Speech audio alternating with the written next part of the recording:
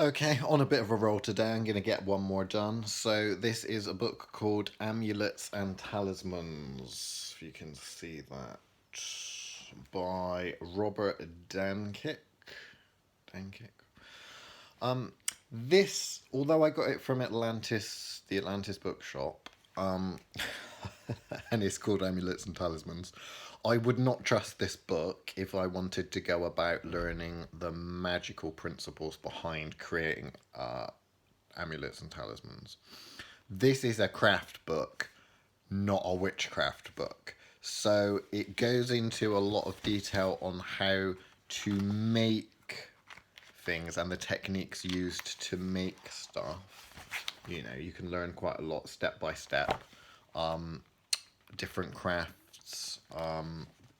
I'd say that this is a book that kind of puts the craft back into witchcraft, but leaves out the magic, or the important magic. There is a little bit of information about, you know, amulets and talismans and that sort of thing. However, I personally would disagree with some of the information that it does say from a magical perspective, and I know for a fact that several other people I know would also disagree, who are on different paths to me, about amulets and talismans. They're not basically exactly the same and is a little bit more complicated than perhaps what the book would make out. But I'd say inspiration wise, you know, and learning techniques to actually make something cool and beautiful from recycled stuff around the house, that's where this book really exceeds. Is it shows you so many different crafts and so many different ways of using objects that you would have around the house, that is really kind of worthwhile to have.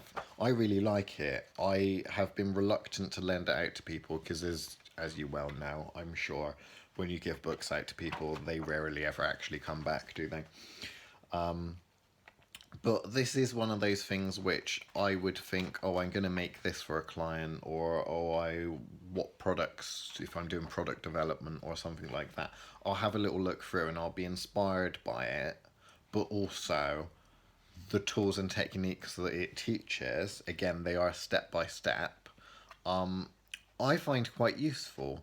I'm not the most, I suppose, I don't think I wouldn't consider myself to be a particularly artistic person or necessarily perhaps that creative, although some do say I'm good with my hands. But for someone that likes a little bit of arts and crafts and that sort of thing and has the knowledge to put in the magical side of things, which this book I'd say kind of lacks, then I'd say this is a nice little one to add to your collection, to be honest with you. It's not very thick, but it is mainly about pictures and kind of step-by-step processes for working with different materials, essentially, and obviously using different tools and things like that. I mean, this one was made out of a tea strainer, you know, it might not be to everyone's tastes, but I wouldn't have necessarily thought, and I drink loose leaf tea and use tea strainers, of using one of those to make a charm, you know? And then you've got like the abracadabra cursor, which is quite cool.